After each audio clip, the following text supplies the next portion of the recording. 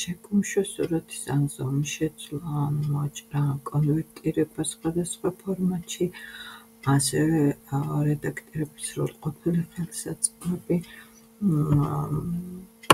ხარისხის გაუმჯობესება, უფრო მაღალი რეზოლუციის სურათის მიღება, ასევე ძალიან ხშირად გვჭირდება მასწავლებლებს სურათებიდან ფონების ამოშლა, ასევე აქტუალურია ჩვენი ინტელექტუალური საკუთრების რაღაც წყლის ნიშნით დამოწმება, რომ მოკლედ შემდეგ შეგეძლოთ თქვენი საავტორო უფლებების დადასტურება.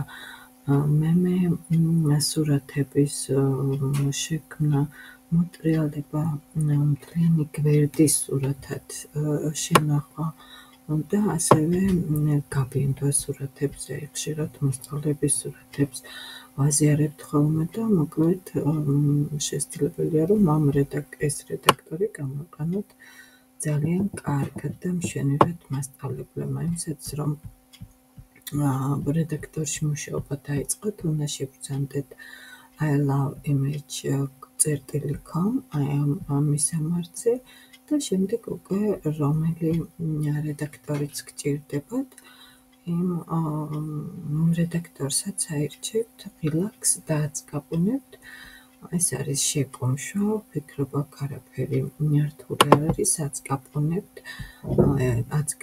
შემდეგ ირჩევთ ამ სურათის არჩევას, თქვენი კომპიუტერიდან აირჩევთ რაღაც სურათს, დაუშვათ ეს სურათი და შემდეგ უკვე თუ გნებავთ სხვა სურათებსაც დაამატებთ, ან მხოლოდ ერთ სურათზე იმუშავებთ და დააწყაბუნებთ კვლავ ამ შეკუმშვის ღილაკს. როგორც კი პროცესი დასრულდება, თქვენ შეგიძლიათ ჩამოტვირთოთ და ნახავთ თქვენი შეკუმშული სურათი ის დაგვდებათ ჩამოტვირთვებში. ასე მარტივად ხდება ამ პლატფორმაზე ყველაფერი, სურათის ზომის შეცვლაც ასევე ხდება.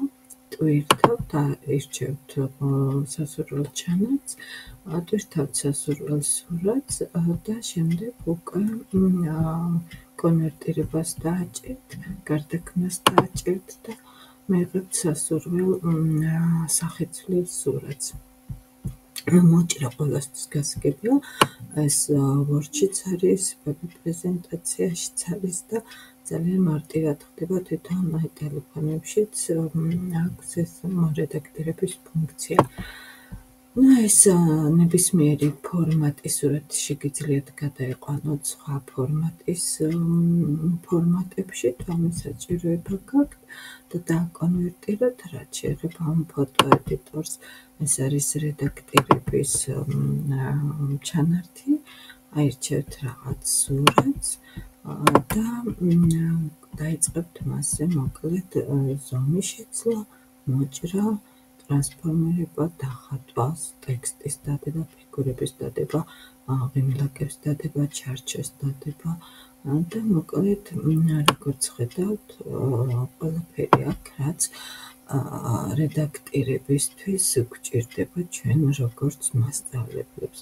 შემდეგ როდესაც ყველაფერს დაადებთ, დააწყაბუნებთ ამ ღილაკს და თქვენი დარედაქტირებული სურათი ჩამოიტვირთება. ასევე აქ ძალიან კარგია ეს დავუშვათ ხარისხის გაუმჯობესება სურათის, აირჩევთ ამ ჩანართს და ეს სურათი ავიღოთ, კი ბატონო, ავირჩევთ ამ სურათს და დავალოდებით, როდის ატვირთავს და როგორც კი დასრულდება ატვირთვა, ჩვენ ვნახავთ, გვექნება შესაძლებლობა შევადაროთ, როგორი იყო სურათი ხარისხის გაუმჯობესებამდე. მოდით შევადაროთ, როგორია გაუმჯობესებული და როგორი იყო ხარისხის გაუმჯობესებამდე. მე მგონი ცვლილება ძალიან აშკარაა და თვალში საცემი, როდესაც მორჩებით, გაკმაყოფილებთ ეს მიღებული შედეგი და აწყაბუნებთ მოკლედ ხარისხის გაუმჯობესებას და კვლავ მიიღებთ თქვენ სახეცვლის სურათს. ასევე ძალიან კარგია ეს კანაფონის ამოშლა სურათიდან. მოდით ესეც ვცადოთ კვლავ. ეს სურათი ავიღოთ, გნებავთ ეს სურათი ავიღოთ, არ აქვს მნიშვნელობა. და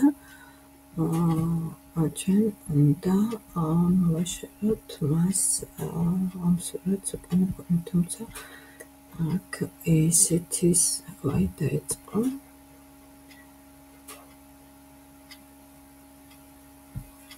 ნახეთ, აქაც გვაქვს შედარების საშუალება, გვაქვს უკანაფონიანი და გვაქვს უფონიანი.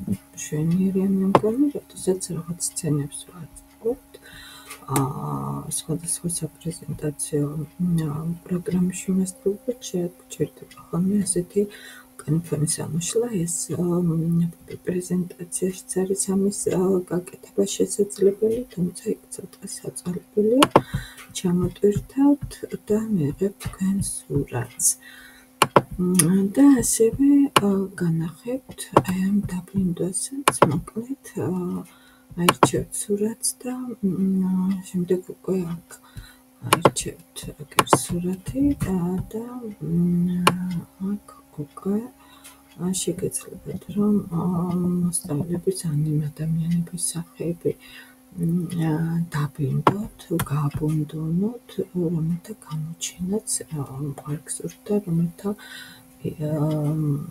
ამოცნობაც არ გინდათ რომ მოხდეს. სულ ეს არის, მე მგონი ძალიან კარგად გამოიყენებთ მასწავლებლები და იმედია მოგეწონებათ. კარგად ბრძანდებოდეთ.